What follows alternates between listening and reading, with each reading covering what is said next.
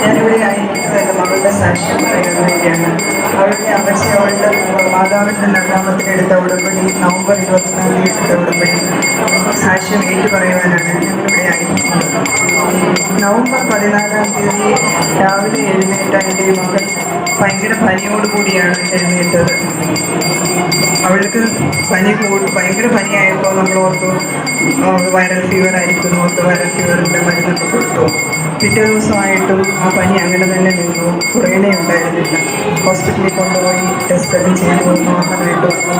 മൂന്നാമത്തെ ദിവസം പയ്യെ തലവേദന കൂടി, ദേഹം വേദന കൂടി, കാലുവേദന കൂടി. അങ്ങനെ പനി കൂടി വരുന്ന, അല്ലാതെ കുറയേണ്ടതേ ഇല്ല. ഹോസ്പിറ്റലിൽ ചെല്ലുമ്പോൾ ഡോക്ടേഴ്സ് പറയും പനി നോർമലാണ്, വൈറൽ ഫീവറാണ്. അങ്ങനെ പറഞ്ഞ 4ാമത്തെ ദിവസവും കുഞ്ഞിന് ഒരു കുറവുമില്ലാതെ പനി കൂടിക്കൊണ്ടേ. 4ാമത്തെ ദിവസം വീണ്ടും ഞങ്ങൾ ടെസ്റ്റ് എല്ലാം ചെയ്തപ്പോൾ എൻ്റെ കുഞ്ഞിന് ടൈഫോയിഡ് ആണെന്നും അത് അവൾക്ക് ബ്രെയിൻ എഫക്റ്റ് ആയിട്ടുണ്ടെന്നും തലച്ചോറിനും ബാധിച്ചിട്ടുണ്ടെന്നും